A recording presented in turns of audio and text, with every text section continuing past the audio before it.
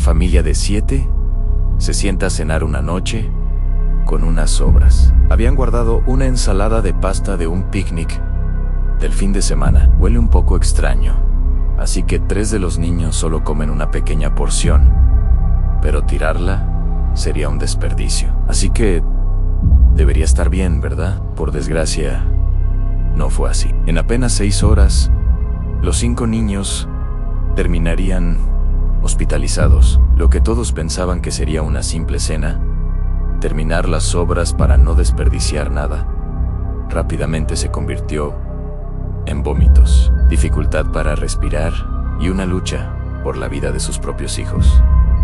Vamos a entrar en la historia. Después de un picnic en el parque, un viernes alrededor de 2003, 5 niños se enfermaron tras comer la ensalada de pasta que la familia había guardado hasta el lunes siguiente. La ensalada olía raro, así que 3 de los niños, 2 niñas de 9 y 10 años y un chico de 14 menos, apenas comieron un poco. Unas 6 horas después de terminar la ensalada, la niña más pequeña, de 7 años, comenzó a vomitar. De repente, su respiración se volvió dificultosa. Fue llevada de inmediato a urgencias de un hospital local, pero al llegar, el resto de los niños también comenzó a vomitar. La niña de 7 años y su hermano de 9 empeoraron rápidamente, por lo que el personal médico tuvo que intubarlos y conectarlos a ventiladores mecánicos. Luego, todos los niños fueron trasladados al Hospital Universitario de Lovaina, pero durante el trayecto, la más pequeña sufrió una hemorragia pulmonar grave. La sangre se filtraba en sus vías respiratorias y los paramédicos tuvieron que mantener una reanimación continua para mantenerla con vida. Cuando llegó al hospital de Lovaina, estaba al borde de la muerte, en coma, con sangrado interno y fuertes calambres musculares. Lamentablemente, no había nada que los médicos pudieran hacer. Murió 20 minutos después de llegar, apenas 13 horas después de haber comido la ensalada de pasta. La ensalada había sido preparada un viernes para llevarla al picnic del sábado. Como sobró, la trajeron de vuelta a casa y la guardaron en el refrigerador hasta el lunes por la noche. Cuando la sirvieron a todos: habla sin miedo, sin penalizaciones, elige una nueva fragancia cada mes, por solo $16. Scentbird ofrece marcas de diseñadores de lujo como Tom Ford, Prada y Versace. Incluso tienen etiquetas independientes como The Harmonist, Confession of a Rebel y Vince Camuto. Scentbird personaliza tus fragancias según tus compras anteriores y un breve cuestionario en su página web. De una manera u otra, encontrarás un aroma que amarás. Este mes probamos Tommy Bahama Maritime Deep Blue. Se sentía fresco y limpio, como salir de la ducha. Recordaba a unas vacaciones relajantes de verano y fue nuestro favorito entre los 3. También recibimos Mercedes-Benz Man, un poco más fuerte que Deep Blue, pero con un aire elegante y sofisticado, perfecto para una cita o incluso para ir a la boda de un amigo. Claro, aunque quizá prefieras ver el video de la boda después. El último fue STEM, de M-A-L-I-N-G-O-E-T-Z. Este se sentía suave, como entrar en una floristería. Un aroma delicado, pero duradero. Ideal para alguien que quiere relajarse. Con Scentbird obtienes un suministro de 30 días por solo $16. Así no gastas en botellas enteras que nunca terminarás. Puedes probar fragancias antes de comprar el frasco completo. Y por cierto, las fragancias de Scentbird vienen en pequeños frascos coloridos y con estilo. Así puedes verte bien y oler increíble. Un frasco de perfume puede costar más de $150, pero con nuestro descuento de Scentbird puedes tener aromas de lujo por solo $7. Usa nuestro código de cupón BREWS55 para obtener 55% de descuento en tu primer pedido. Todos los hermanos se vieron afectados por la enfermedad, aunque con distinta gravedad. El niño de 9 años fue trasladado a una UCI pediátrica, donde fue ventilado y monitoreado. Lo trataron por insuficiencia hepática con lactulosa, neomicina y acetilcisteína. Recuperó la conciencia y fue extubado con éxito, sin otras complicaciones graves. Las 2 hermanas mayores recibieron reanimación con líquidos y se recuperaron lentamente. El hermano mayor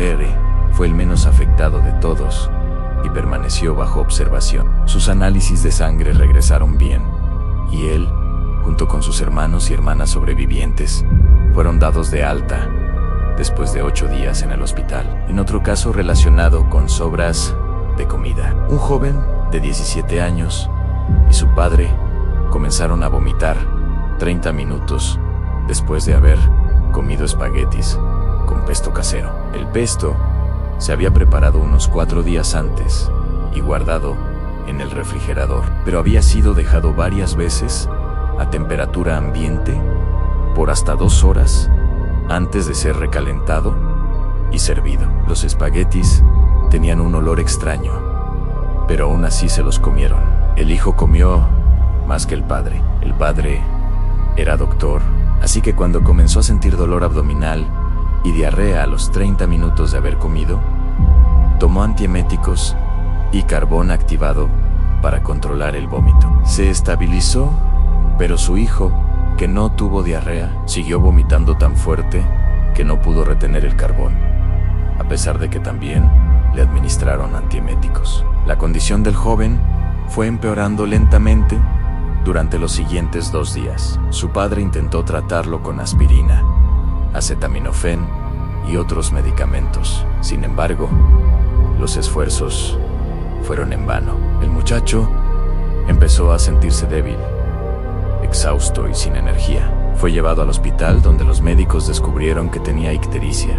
Su piel y ojos se habían puesto amarillos, además de taquicardia, un ritmo cardíaco muy alto. Los doctores lo diagnosticaron con insuficiencia hepática fulminante, rhabdomiólisis y insuficiencia aogenao agudao. En otras palabras, en su hígado estaba fallando rápidamente. Sus músculos estaban liberando toxinas a la sangre y sus riñones comenzaban a colapsar también. Un cuadro clínico grave, ¿no lo crees? El padre todavía sufría algo de dolor abdominal y diarrea, pero por lo demás, estaba completamente bien. En cambio, la condición del hijo seguía deteriorándose. En el hospital universitario de Zúrich, ya no respondía a órdenes, ni podía caminar por sí mismo. Sus pupilas todavía reaccionaban a la luz, lo cual era una pequeña señal positiva, pero mínima. Los médicos tomaron muestras de su sangre para examinarlas, pero no encontraron toxinas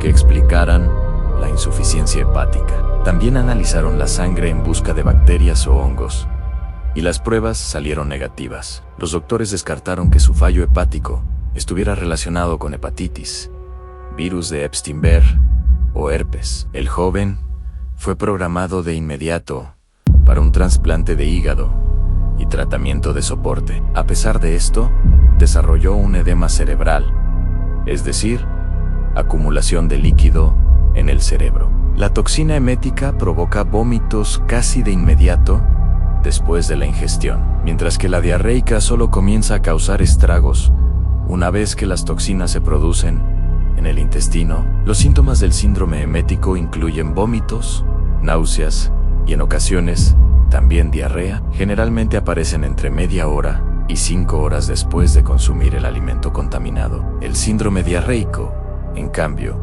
provoca náuseas, dolor abdominal y diarrea. Sus síntomas se demoran más en aparecer que los del emético, tomando alrededor de 8 horas para manifestarse. Está de más decirlo, pero algunos casos son mucho más graves que otros. Como vimos en los 2 ejemplos, la condición de una persona puede deteriorarse rápidamente. La niña murió en solo 13 horas y el joven apenas 2 días después de ingerir la comida contaminada. Si presentas síntomas graves, debes acudir a un médico de inmediato. Bacillus cereus es una bacteria que se encuentra comúnmente en el suelo y puede estar presente en muchos tipos de alimentos, incluyendo, entre otros, carnes, cereales, verduras, leche, postres y sopas. La resistencia a esta bacteria se debe a su capacidad de producir esporas resistentes al calor, que pueden sobrevivir incluso al proceso de cocción. Se asocia especialmente con alimentos ricos en almidón, como las pastas, y puede desarrollarse en entornos con niveles de pH superiores a 4.8 y temperaturas entre 8 y 55 grados. Han dicho esto, no todas las cepas de la bacteria producen la toxina que realmente causa intoxicación alimentaria. En la mayoría de los casos, el envenenamiento por Barrio Sirius ocurre por mala manipulación y almacenamiento de alimentos. Las esporas pueden eliminarse cocinando a temperaturas por encima de 121 grados.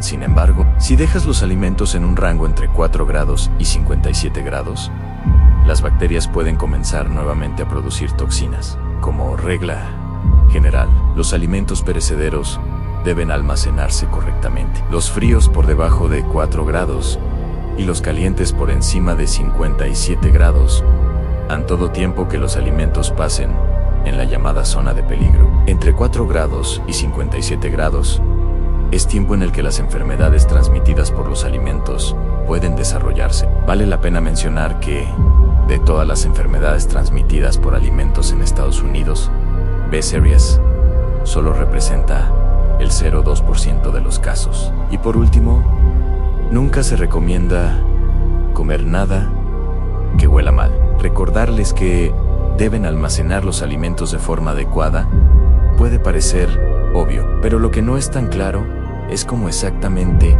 esta bacteria puede llegar a suprimir tu hígado.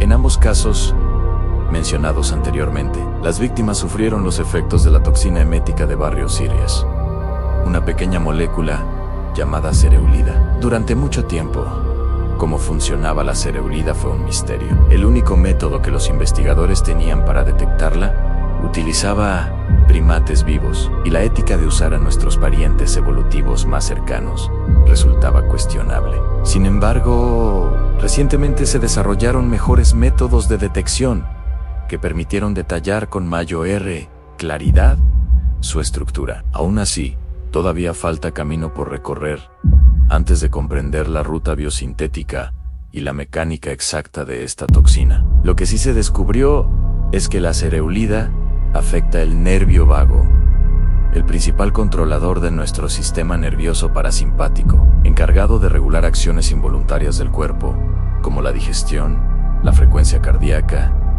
y el sistema inmunitario. La cereulida provoca vómitos debido a su efecto sobre las fibras aferentes gastrointestinales del nervio vago. Estas fibras transmiten información sobre el estado del tracto gastrointestinal al cerebro y controlan la inducción de náuseas y vómitos. Pero la cereulida no solo causa vómitos, como vimos en los casos. Lo realmente peligroso de Barrio Sirius es el efecto de su toxina sobre el hígado. Un estudio titulado Pathological Effect of Synthetic Cereulide, an Emetic Toxin of Bacillus is Reversible in Mice, analizó el impacto de la cereulida sobre las mitocondrias tras administrar diferentes niveles de la toxina en ratones. El equipo encontró que la cereulida actúa en los ratones de la misma forma que en los casos humanos, al menos